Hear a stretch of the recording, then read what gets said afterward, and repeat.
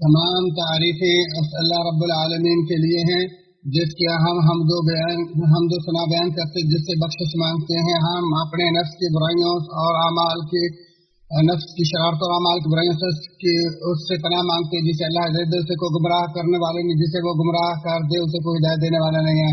میں گواہی دیتا ہوں کہ اللہ وحدہ لا شریک کے علاوہ کوئی سچا معبود نہیں، اور میں گواہی دیتا ہوں کہ ہمارے نبی سردار محمد صلی اللہ علیہ وسلم اس کے اللہ کے بندے اور اس کے رسول ہیں، اور اللہ تعالیٰ کے خلیل اور کائنات میں سب سے مصطفیٰ ہیں، جنہوں نے اللہ تعالیٰ کا پیغام پہنچا کر امانت ادا کرتے امت کی خیرخواہی کی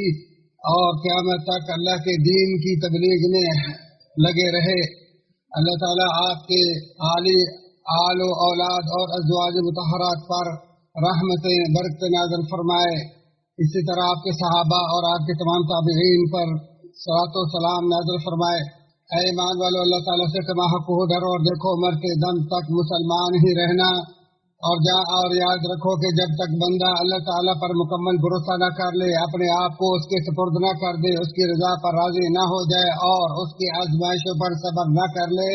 تب تک اس کے ایمان کی تکمیل ہرگز ناممکن ہے۔ اور جس نے پسند و ناپسند دینے اور نہ دینے کا معیار صرف اللہ کی ذات کو بنا لیا، یقین اس نے اپنا ایمان مکمل کر لیا۔ سو تم اللہ تعالیٰ سے ڈرو اور اپنے باہمی تعلقات کی اصلاح کرو اور اللہ اور اس کے رسول کی اطاعت کرو، اور اگر تم واقعی مومن ہو پس مومن تو ایسے ہوتے ہیں کہ جب اللہ کا ذکر آتا ہے تو ان کے دل ڈر جاتے ہیں، اور جب ان کے سامنے اللہ کی آیتیں پڑھی جاتی ہیں تو وہ ان کے ایمان کو اور زیادہ کر دیتی ہیں، اور وہ لوگ اپنے رب پر توکل کرتے، نماز قائم رکھتے اور جو ہم نے ان کو دیا ہے اس میں سے خرچ کرتے ہیں۔ یہی لوگ سچے مومن ہیں، انہی کے لیے ان کے رب کے پاس بڑے درجے مغفرت اور باعزت روزی ہے۔ اور یہ بھی جان لو کہ تم ایک ایسے معاملے کے درمیان ہو جس کی رشد و ہدایت واضح ہو چکی ہے، تو تم اس کی پیروی کرو، اور ایک ایسا معاملہ ہے جس کی گمراہی واضح ہو چکی ہے، جس سے تم بچو، اور ایک ایسا معاملہ ہے جو شک و شبہ پر مبنی ہے، اس سے تم اپنے دین اور عزت و آبرو کو بچاؤ، اور جو معاملہ مختلفی ہو اس کے بارے میں اس کے جاننے والے سے پوچھو، اور اے ایماندارو اللہ اور اللہ کے رسول کی اطاعت کرو۔ اگر تمہارا کسی معاملے میں اختلاف ہو جائے تو اللہ اور اللہ کے رسول کی طرف لوٹاؤ، اگر تمہیں واقعی اللہ پر ایمان ہے، یہ تمہارے لیے اچھا ہے تو تفسیر کے لیے۔ اور یہ بھی جان لو اور یہ بھی ذہن نشین رکھو کہ تم میں سے کوئی بھی محض اپنی قد و قوت سے اللہ کے رزق کو قطعاً حاصل نہیں کر سکتا، اور نہ ہی مخلوق کا کوئی فرد اپنے عمل کی بدولت نجات پا سکتا ہے، بلکہ یہ تو چند ایسے اسباب ہیں جن کے ذریعے ہم کرم نوازی کرنے والے وہاب کی رحمت کے سامنے جھکتے ہیں۔ جیسا کہ ارشاد باری تعالیٰ ہے، وہی ہے جس نے تمہارے لیے زمین کو تابع بنا دیا تاکہ تم اس کے راستے میں چلو اور اللہ کی روزیاں کھاؤ پی اور اسی کی طرف دوبارہ اٹھ کر جانا ہے۔ سو مبارک ہو اس آدمی کے لیے جو لوگوں کے عیبوں کے بجائے اپنے عیبوں میں مشغول رہے، اپنی فالتو دولت اللہ کی راہ میں خرچ کرے، فضول باتوں سے پرہیز کرے، کمزوروں اور مسکینوں پر مہربانی کرے، دانش مندوں اور اہل علم کی صحبت اختیار کرے، اور مبارک ہو اس کے لیے جو اپنے رب کی اطاعت کرے، اپنے نفس کو پاک کرے، اپنے ظاہر کو سنوارے اور باطن کی اصلاح کرے، اپنے خیر کو اجاگر اور شر کو دور رکھے، اور مبارک ہو اس کے لیے جس نے اپنی علم کی بنیاد پر عمل کیا اور بدعت کی طرف بڑھنے کی بجائے سنت پر اکتفا کیا۔ چنانچہ اللہ تعالیٰ سے ڈرو اور دنیا کے مانگنے میں میں نے روی اختیار کرو، اور یاد رکھو جب تک کوئی اپنا مکمل رزق حاصل نہ کر لے تب تک اس کے مرنے کا سوال ہی پیدا نہیں ہوتا، لہذا رزق کی تاخیر کہیں بذریعہ معصیت الہی اس رزق کی جلدی کے حصول پر تمہیں برانگیختہ نہ کر دے، جبکہ حقیقت یہ ہے کہ اللہ کے فضل و رحمت کا حصول اس کی اطاعت و فرما برداری کے بغیر ناممکن ہے۔ خبردار، ہر شخص کا رزق مقرر ہے جو اسے ہر صورت مل کر ہی رہے گا، اور جو اپنے حصے کے رزق پر خوش ہو گیا اس کے لیے اس کی رزق میں برکت اور فراخی پیدا کر دی جاتی ہے، اور جو راضی نہ ہو اس کے رزق میں فراخی کی جاتی ہے نہ برکت، بلکہ رزق تو اپنے کھانے والے کو ایسے ہی ڈھونڈتا ہے جیسے مرنے والے کو موت ڈھونڈتی ہے۔ تم اپنے رب اور سب سے بڑھ کر جو رزق ہے وہ اللہ تعالیٰ کی دی ہوئی کتاب کلام اللہ ہے، جیسا کہ اللہ تعالیٰ قرآن کریم کے بارے میں فرماتا ہے کہ اللہ تبارک و تعالیٰ کی طرف سے یہ فضل ہے، اللہ کا شفا ہے، دلوں کے لیے برسات ہے، اور یہ اللہ تبارک و تعالیٰ کا ایسا فضل ہے جس پر خوش ہونا چاہیے۔ اللہ تعالیٰ میرے اور آپ کے لیے قرآن عظیم اور اس کی آیات کو نفع بخش بنائے، اور میں اسی پر اکتفا کرتے ہوں، اپنے تمہارے سب کے لیے بخشش کا سوال کرتا ہوں، تم بھی اللہ سے بخشش مانگے، بے شک وہ توبہ کرنے والوں کو بخشنے والا مہربان ہے۔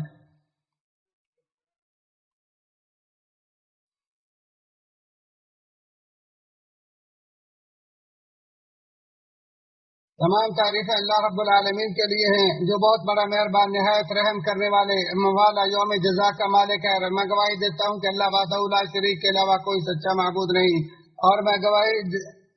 دیتا ہوں کہ اللہ وحدہ لا شریک کے علاوہ کوئی سچا معبود نہیں جو متقین کا دوست ہے، اور میں گواہی دیتا ہوں کہ ہمارے نبی سردار محمد صلی اللہ علیہ وسلم کے بندے اور ایسے رسول ہیں جسے اللہ تعالیٰ نے جہانوں کے لیے رحمت بنا کر مبعوث فرمایا۔ اے ایمان والو، اللہ تعالیٰ سے ڈرو اور بالکل سیدھی بات کہو،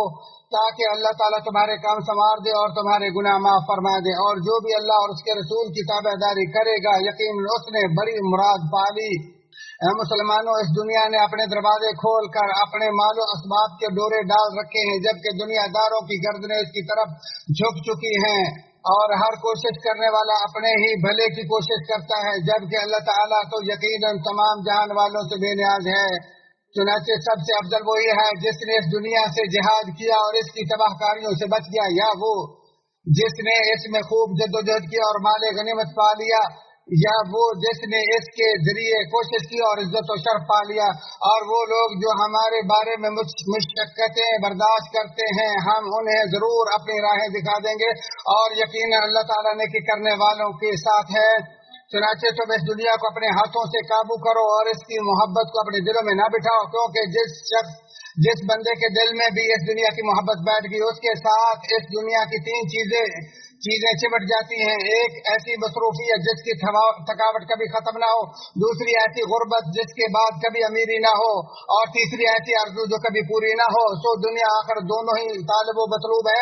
بس دنیا آخرت کے طلبگار کے پیچھے پڑی رہتی ہے یہاں تک کہ وہ اپنا رزق پورا کر لے، اور آخرت دنیا کے طلبگار کی طالب رہتی ہے یہاں تک کہ موت اسے اس کی گردن کو دبوچ لے۔ خبردار، حقیقی سعادت مند تو صرف وہی ہے جس نے دائمی عذابوں والی فنا پذیر دنیا کے مقابلے میں سدا بہار نعمتوں والی آخرت کو اختیار کیا، اور اپنی دستیاب پونجی ان لوگوں کے لیے پیچھے چھوڑنے کے بجائے آگے بھیجنے کو ترجیح دی جو اسے خرچ کرنے سے خوش ہوں، اور وہ اس کے جوڑنے اور ذخیرہ کرنے کے لیے زندگی بھر پریشان رہا۔ ارشاد باری تعالیٰ، پھر جب نماز ہو چکے تو زمین میں پھیل جاؤ اور اللہ کا فضل تلاش کرو اور بکثرت اللہ کا ذکر کرو تاکہ تم فلاح پالو، اور جب وہ کوئی تجارت یا تماشا دیکھیں تو اس کی طرف دوڑ جاتے ہیں اور آپ کو کھڑا ہی چھوڑ دیتے ہیں۔ آپ کہہ دیجئے کہ جو اللہ کے پاس ہے وہ کھیل اور تجارت سے بہتر ہے، اور اللہ تعالیٰ بہترین روزی رساں ہے۔ اے اللہ کے بندو، تم اللہ کی ساری مخلوق سے افضل ہستی محمد بن عبداللہ پر درود و سلام بھیجو۔ اللہ تبارک و تعالیٰ کا ارشاد کرام ہے،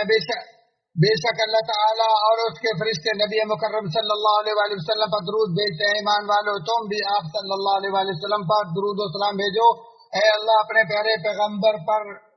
رحمت برکت نازل فرما۔ اللہ خلفاء راشدین سے راضی ہو جا جو ہدایت کے امام تھے، ابو بکر، عمر، عثمان اور علی، دیگر تمام صحابہ سے بھی راضی ہو جا، اور اسی طرح جو قیامت تک ان کے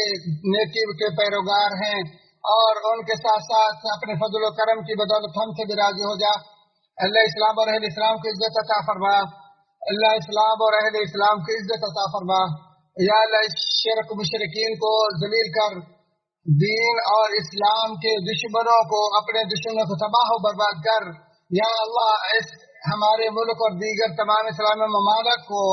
امن و سلامتی کا گہوارہ بنا۔ یا اللہ، ہمارے ملک کی اصلاح فرما، ہمارے جو حکمران ہیں ان کو اپنے رضا اور خوشنودی کے کام کی توفیق عطا فرما۔ ہمارے حاکم اور ان کے ولی عہد کو اپنے رضا مندی اور خوشنودی کے کاموں کی توفیق عطا فرما، انہیں اچھے اور مخلص مشیر عطا فرما۔ یا اللہ، ہمارے حاکم کے ولی عہد اور ان کے تمام بھائیوں کو اپنی رضا اور لوگوں اور کائنات کی اصلاح کے کاموں کی توفیق عطا فرما۔ یا اللہ ہمیں ہماری مدد فرما اپنے اور ہمارے دشمنوں کے خلاف. یا اللہ ہمارے چھوٹے بڑے پہلے پچھلے اور ظاہری باطنی تمام گناہوں کو معاف فرما. ہمارے آخرت اور انجام اچھا فرما. دنیا آخرت کی ذلت اور رسوائیوں سے ہمیں محفوظ فرما. یا اللہ ہمارا تمام معاملات میں انجام اچھا فرما اور دنیا آخرت کی ذلت اور رسوائی سے محفوظ فرما. یا اللہ ہمارے تمام گناہوں کو معاف فرما. یا اللہ اپنے رحم نازل فرما. یا اللہ ہمارا خاتمہ بھلائی پر فرما. یا اللہ ہم کو اور ہمارے ماں باپ کو اور تمام مسلمانوں کی بخشش فرما. اے اللہ میں دنیا آخرت کی بھلائیاں نصیب فرما اور عذاب نار سے محفوظ فرما. اللہ دنیا آخرت کی بھلائیاں عطا فرما. عذاب آخرت سے ہم سب کو محفوظ فرما. اے اللہ کے بندو، اللہ تبارک و تعالیٰ تمہیں عدل و احسان کا حکم دیتا ہے. اپنے قریبی رشتہ داروں کے حقوق کی ادائیگی کا حکم دیتا ہے. تمہیں اللہ واز کرتا ہے تاکہ تم اس کی بات کو مانو. اللہ تعالیٰ کا ذکر زیادہ کرو، شکر کرو، اللہ زیادہ نعمتیں عطا کرے گا، اور جو تم کرتے ہو اللہ اسے خوب جانتا ہے.